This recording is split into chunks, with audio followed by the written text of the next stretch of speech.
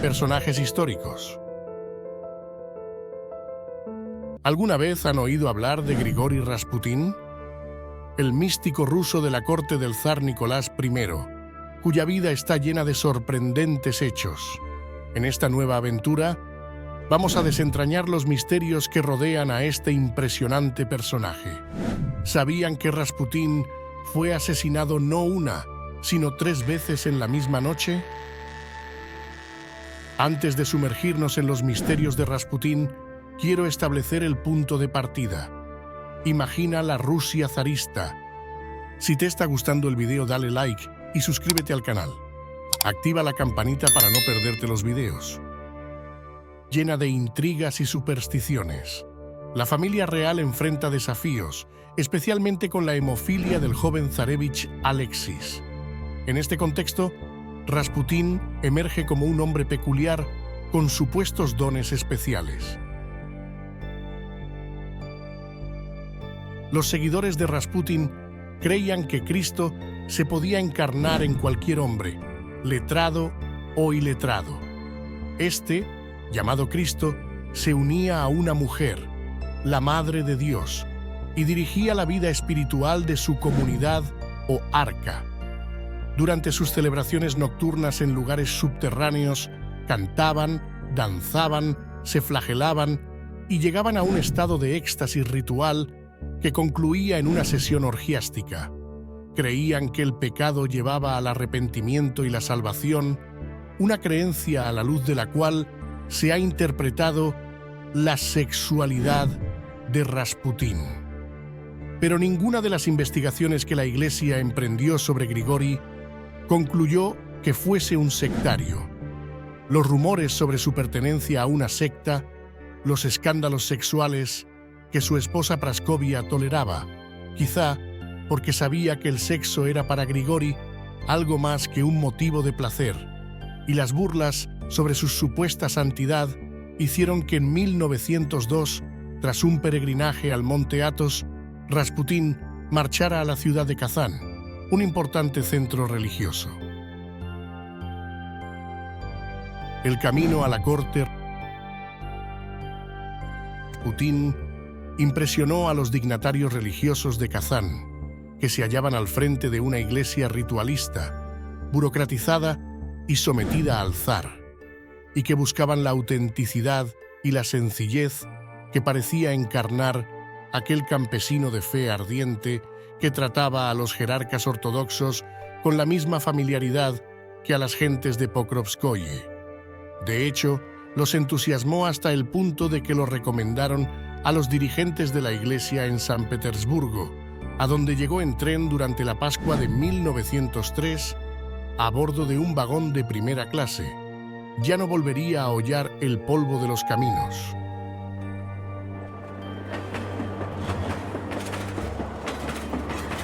Estos dones espirituales y el aval de Feofán abrieron a Rasputin los salones de la más alta aristocracia rusa, entre la que triunfaban toda clase de vendedores de mercancías místicas. A estas eran adeptas las grandes duquesas Militsa y Anastasia de Montenegro, hijas del rey de este país y casadas con 2 miembros de la familia Romanov que quedaron fascinadas con el campesino. Fueron ellas quienes en 1905 introdujeron a Rasputin en la familia real, que por entonces vivía parapetada en un aislamiento incomprensible para la corte. Nicolás y Alejandra estaban dispuestos a recibir toda la ayuda posible, humana y divina, en un mundo que les era hostil y al que escondían un terrible secreto. El llamado a la aventura se presenta cuando Rasputin, el místico siberiano, llega a la corte rusa. Su fama de sanador milagroso y consejero espiritual llama la atención de la zarina Alexandra, quien busca desesperadamente una cura para su hijo enfermo. Rasputin no solo se ganó el favor de la familia real, sino que también buena parte de la aristocracia se rindió a él. Esto se debió sobre todo a su carisma personal. En la medida en que el carisma pueda explicarse, el suyo era producto de los siguientes factores: una mirada muy fija y penetrante, Era de pelo castaño pero de ojos azules muy claros. Un verbo fácil y muy ambiguo. Alguien dijo que sus frases nunca constaban de sujeto, verbo y predicado, sino que siempre faltaba algún elemento que parecía un oráculo. Un gran atractivo con las mujeres basado, además de su físico y su intuición, su conocimiento de las escrituras y en cierta tradición religiosa rusa que seguía prácticas orgiásticas como camino a Dios. Finalmente, la época de Rasputín era de romanticismo filoeslavo, y él, ruso de la profunda Siberia, recriminaba a los nobles muy emparentados con la aristocracia europea, sobre todo con la alemana. No tenéis una sola gota de sangre rusa. Una pareja angustiada. En 1904, después de alumbrar 4 hijas, Olga, Tatiana, María y Anastasia, la zarina dio a luz un varón, Alexei, el ansiado heredero del trono. Pero la alegría por el nacimiento se esfumó pronto. El ombligo del pequeño sangró durante 2 días al cortar el cordón umbilical. Fue el primer síntoma de hemofilia, una enfermedad hereditaria que transmiten las mujeres y se caracteriza por abundantes hemorragias internas y externas. En aquella época, la esperanza de vida de un hemofílico era de 14 años. Los zares abandonaron el Palacio de Invierno de San Petersburgo y se recluyeron en el Palacio Alexander, en la cercana Tsarskoye Seló, para mantener en secreto una noticia que, de saberse, podía invalidar al zarevich Alexei como sucesor de su padre en el trono. Rasputín causó una profunda impresión en Alejandra y Nicolás, y sus lazos con los monarcas quedaron definitivamente anudados cuando en 1907 el zarevich sufrió una grave hemorragia que remitió en cuanto Rasputín le impuso sus manos y oró. Un milagro. Rasputín decide aceptar la responsabilidad de ayudar a la familia real, dejando atrás su vida anterior y enfrentándose a la intrigante corte rusa. Místico.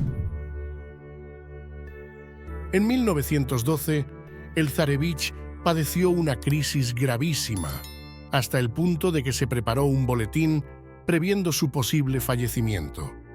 Rasputín estaba en Siberia y envió un telegrama o 2 diciendo que el pequeño se salvaría.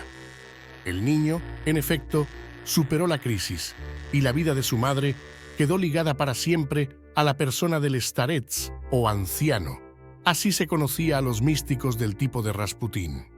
La zarina no solo veía en Rasputín al salvador de Alexei, sino a un hombre santo y un vidente, alguien, de hecho la única persona, en quien ella y su esposo podían confiar de verdad. Los zares rechazarían como una calumnia cualquier prueba sobre su conducta libidinosa, que en 1911 ya escandalizaba a toda la capital.